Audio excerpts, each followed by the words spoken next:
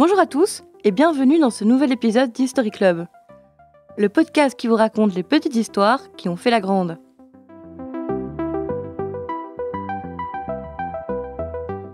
Aujourd'hui, chers auditeurs, nous allons avoir des paillettes dans nos oreilles car nous partons à Hollywood. Sister, sister, oh so fair, why is there blood all over your hair? Whatever happened to Baby Jane? Connaissez-vous le film Qu'est-il arrivé à Baby Jane, réalisé par Robert Aldrich?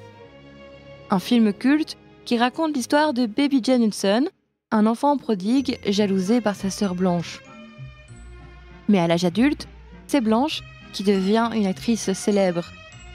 Et après un accident de voiture, Blanche perd l'usage de ses jambes et Jane prend sa revanche en la séquestrant. Je le raconte bien, hein? Mais c'est surtout l'histoire d'une relation torturée entre deux femmes qui ne peuvent pas se supporter, mais qui sont incapables de vivre l'une sans l'autre. Et ça résume bien l'histoire amoureuse entre les deux actrices principales, Joan Crawford et Bette Davis. Entre elles, tout commence en 1933. Les deux actrices vivent leur vie chacune dans un studio différent. Elles naviguent de succès en succès. I won't marry you. Is that a promise? Absolutely. Bette Davis voit son nom en haut de l'affiche pour la première fois. Elle est la star du film Ex-Lady. La presse lui consacre des portraits dithyrambiques. Elle est belle, elle a 25 ans, elle est au sommet de sa gloire. Mais en parallèle, Joan Crawford, qui est aussi une grande star, divorce de Douglas Fairbanks Jr. Tam tam tam, c'est le drame, car le couple vole littéralement la vedette à Bette Davis. On ne parle plus du tout d'elle. Quel affront! Ensuite, un peu plus tard, en 1935, Joan épouse Frank Ottone, un comédien costard de Bette, dont elle est tombée follement amoureuse. Elle déclare d'ailleurs que tout chez cet homme est élégance. Lorsque Joan épouse, Bette déclara « Elle me l'a pris, elle l'a fait froidement, délibérément et sans pitié. » Mildred, a name gasped in the night, the one last word of a dying man. Un peu plus tard, Crawford ose remporter l'Oscar de meilleure actrice pour Mildred Pierce, un rôle qui, je vous le donne dans 1000, a été refusé par Bette Davis. Aïe aïe aïe! Un an plus tard, c'est le film L'intruse qui est nommé aux Oscars, et Davis, elle ne pensait pas qu'elle allait gagner, elle s'est donc habillée très simplement. Elle a pourtant reçu le prix de la meilleure actrice. Et quand on annonce la gagnante, elle se lève, prend la statuette et embrasse Franco, puis fait un pas vers Joan pour l'embrasser. Mais là, Crawford l'ignore, et quand elle se fait rappeler à l'heure par son mari, elle lance le fameux « Ma chère Bette, dites-moi, quelle jolie nippe !» La guerre est déclarée. Elles vont s'écharper dans la presse pendant des années. Bette Davis déclara de Crawford « Elle a couché avec tous les mâles de la MGM, sauf la scie. » Ça, c'est violent, hein? Joan a tenté après ça de faire la paix, car elle doit quitter la MGM. Tout simplement parce qu'elle n'a plus de rôle, soi-disant, elle vieillit. Et il est dur de vieillir à Hollywood. Davis déclara « Il n'y a pas de rôle pour les actrices vieillissantes, il n'y a que des vieilles actrices. » Et c'est donc en 1943 que Crawford rejoint la Warner, l'écurie de Bette, et elle lui envoie des fleurs et des chocolats. Mais rien n'y fait, c'est épidermique. En 1962, leur rivalité est à son paroxysme. Mais les temps sont durs pour les deux stars. Les rôles n'affluent plus, et une idée germe dans l'esprit des producteurs, grâce au scénario de Whatever Happened to Baby Jane, l'histoire de deux sœurs ennemies. En les engageant comme co-stars, la couverture presse est assurée. Banco.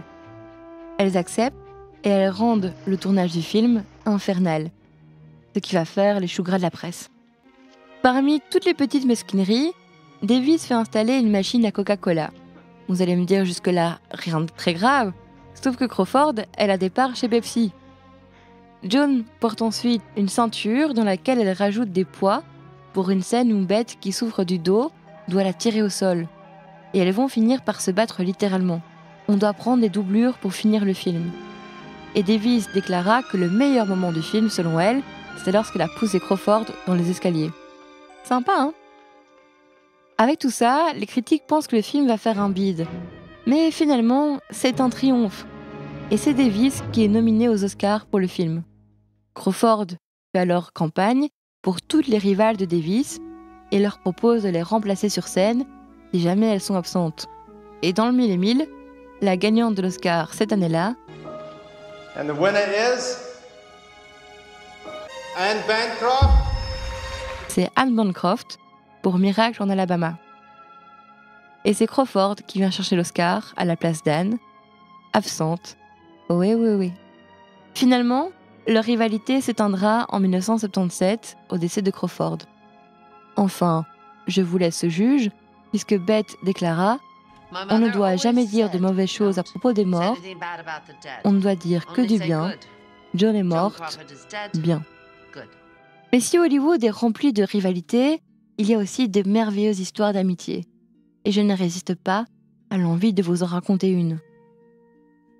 Une de mes histoires favorites des studios hollywoodiens est l'histoire d'amitié entre Guillermo del Toro, le réalisateur de La Forme de l'eau, et James Cameron, le réalisateur du célèbre Titanic. L'histoire d'amitié entre eux a débuté en 1992. James Cameron est déjà un metteur en scène très respecté, grâce au succès d'Alien ou encore Terminator. Tandis que Del Toro, lui, s'apprête à dévoiler son premier film, le film d'horreur Chronos. Ils sont alors à un barbecue organisé par Ron Perlman, l'acteur d'Hellboy. Ça change de nos barbecues du dimanche. Entre eux, ça clique tout de suite. Tellement qu'ils vont passer des mois ensemble à regarder des films tous les soirs. Et puis, un jour, c'est le drame. En 1997, le père de Guillermo del Toro est kidnappé au Mexique. Del Toro est mexicain, et au Mexique, le kidnapping des familles d'une personnalité connue est monnaie courante. La rançon est d'1 million de dollars. De la menue monnaie, vous allez me dire, pour Del Toro, mais le metteur en scène mexicain vient de lâcher ses derniers sous pour son film Mimic. Qu'à cela ne tienne, Cameron apprend la nouvelle, il lâche tout et rejoint son ami. Et digne d'un négociateur du GIGN, le réalisateur de Titanic prend tout en main. Del Toro raconte au micro de Rel Blend, il est venu, il a pris le contrôle, il a parlé au négociateur des otages, il a tout fait seul, nous ne lui avons jamais rien demandé. Et il a dit « Je paye la rançon ». Guillermo rajoute « C'est un homme incroyablement loyal et fort ». Une amitié d'ailleurs toujours aussi forte, puisque Cameron a montré Avatar en avant-première à son ami pour avoir son avis. Franchement, je vous souhaite à tous d'avoir quelqu'un dans votre vie qui est prêt à faire ce genre de choses pour vous. Cameron, Del Toro, on vous aime. Tandis que l'histoire de John et Bette nous fait réfléchir sur les frontières entre amour et amitié. Car si elles n'avaient pas été mises en compétition, est-ce qu'elles ne seraient pas devenues les meilleures amies du monde ? Alors si jamais vous avez une relation Crawford Davis ou plutôt Cameron Del Toro, surtout, n'hésitez pas à nous faire part de vos plus belles histoires. C'était History Club, à bientôt.